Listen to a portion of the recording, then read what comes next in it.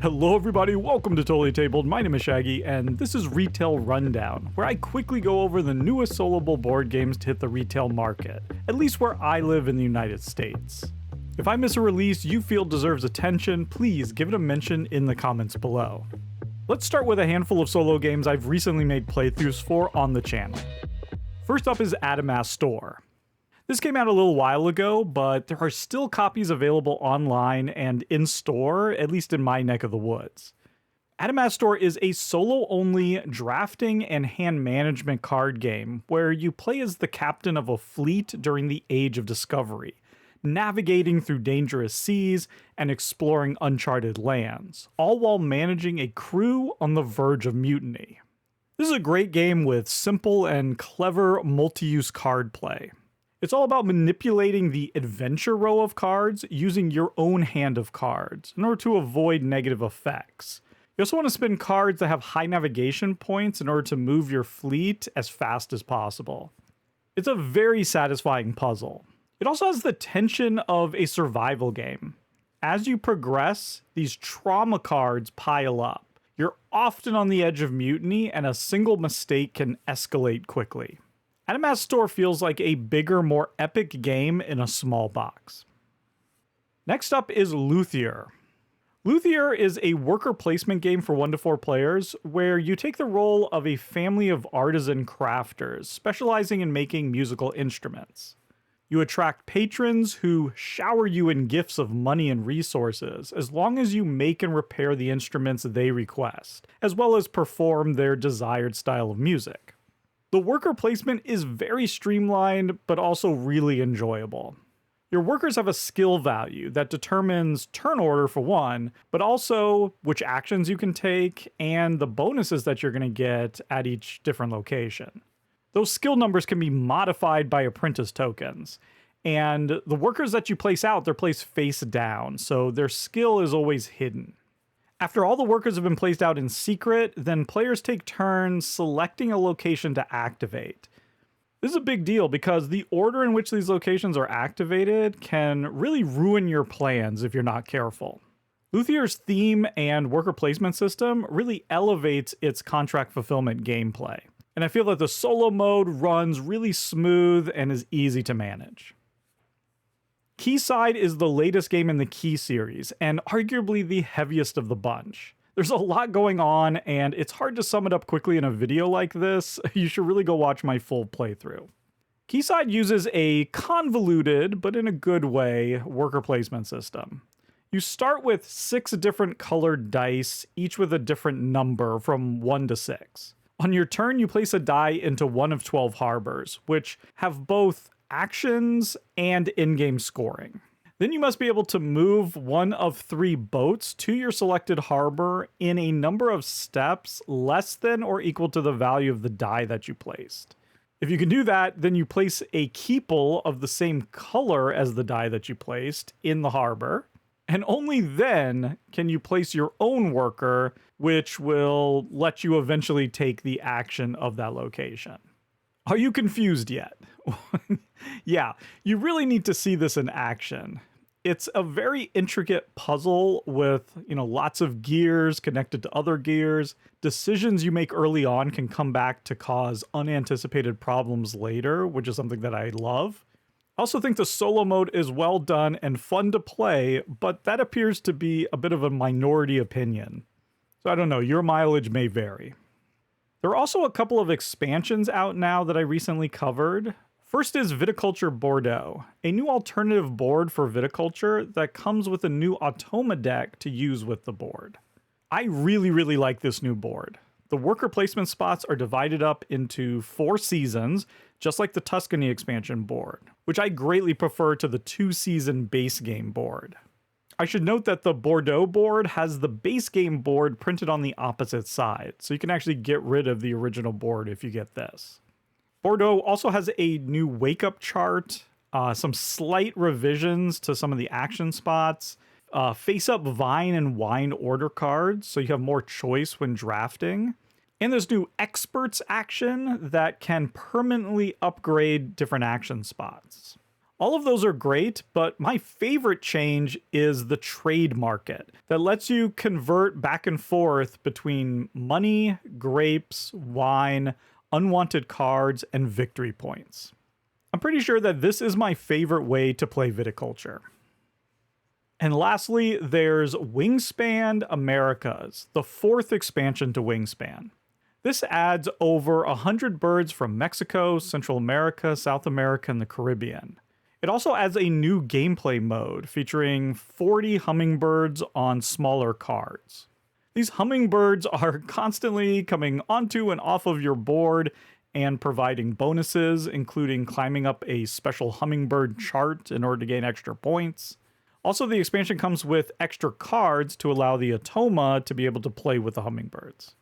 I think this is a really fun expansion, but it's entirely optional. It's one that I'll use when I'm in the mood, but certainly not all the time.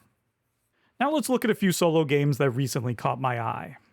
First up is Stonesaga, a cooperative survival crafting board game that I've been anticipating for years. In fact, it was my 4th most anticipated game for 2024. So it's been a long time coming, and now it's here.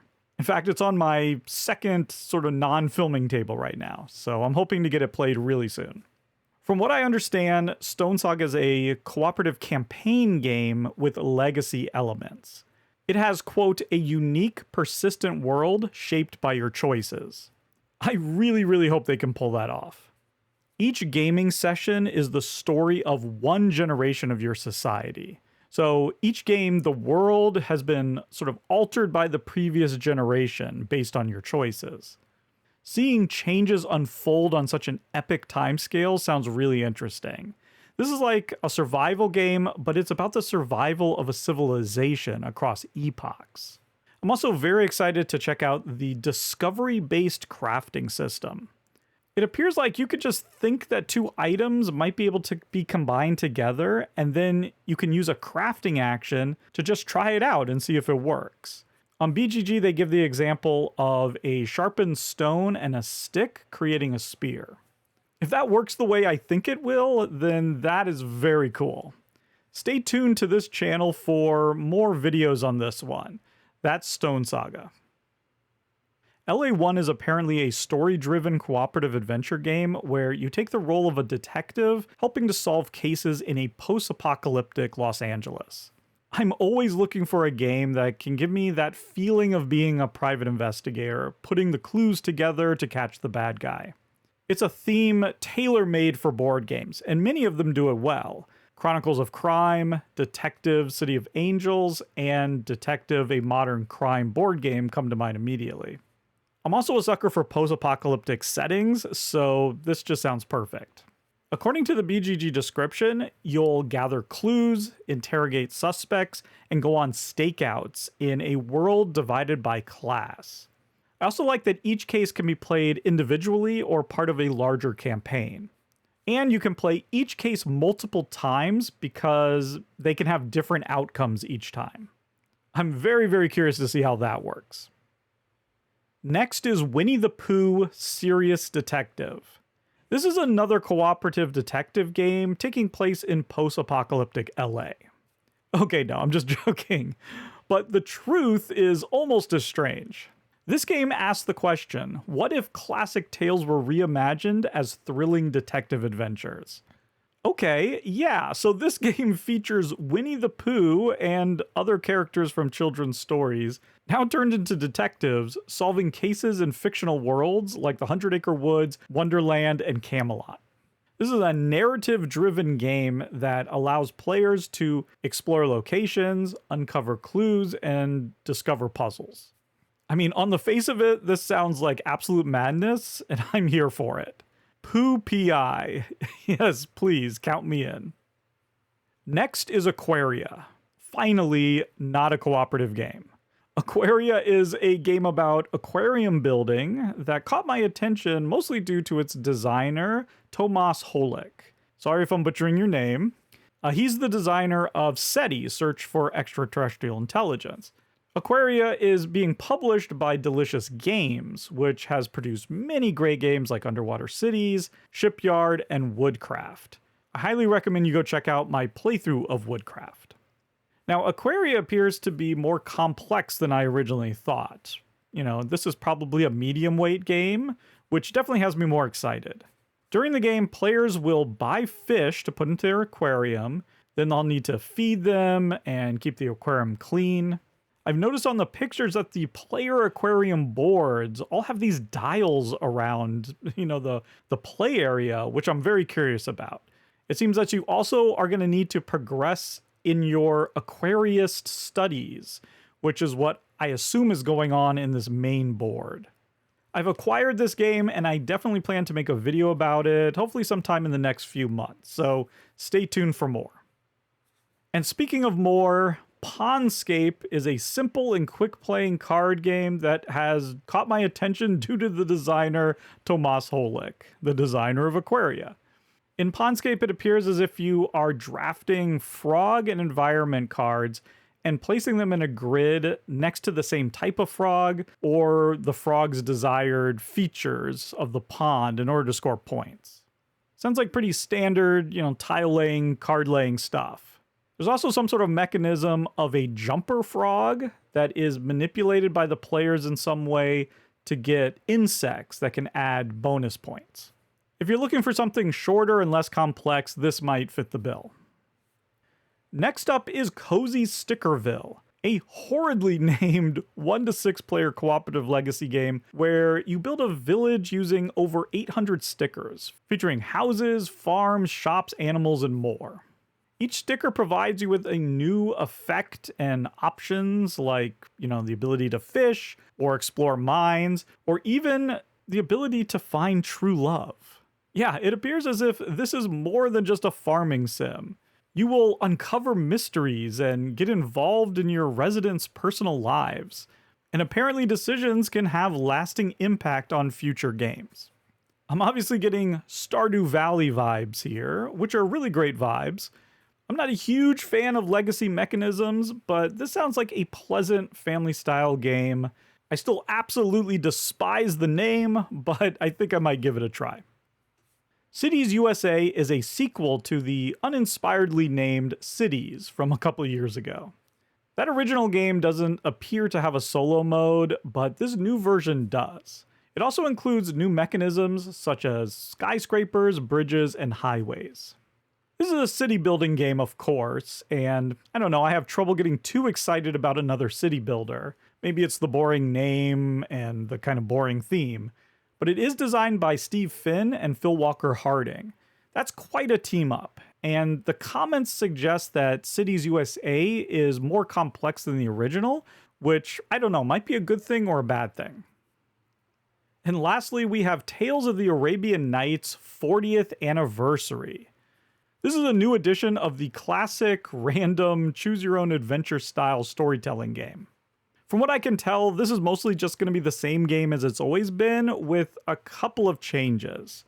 There's over 200 new paragraphs in the storybook. There's gender-neutral gameplay. There's new encounters. There's more ways of reaching the places of power. There's a shortened status time period, new terrain, encounter rules, and faster gameplay overall with fewer destiny and story points needed to win. That all sounds great, but it appears as if the deluxe crowdfunded version came with an all-new solo mode, with 15 single-player adventures that aren't in the retail edition. Unless I've misunderstood something, which is entirely possible, I find that really disappointing. Using a solo mode as a crowdfunding exclusive is disgusting behavior. Now, maybe they're going to make the solo mode available as a separate purchase at retail. If so, I haven't been able to find it yet. I also believe that you can still play solo even without this new solo mode, so I don't know. If anyone can shed any light on this situation, please let me know in the comments. And there you have it, a bunch of new soloable games hitting retail. Which ones did I miss? Please let me know in the comments below. I'd like to thank all the financial supporters of Totally Tabled, including the Totally Radical Hextra, John Kohler, Scott Myers, and Jay Satterwhite, as well as the Totally Bodacious Connie Womack. If you're interested in becoming a member, you can join on YouTube or my Patreon at www.patreon.com/totally-tabled. You'll gain access to my new exclusive podcast, Table Talk, as well as unboxing videos and whatever extra stuff I come up with. As always, thank you so much for watching, and goodbye.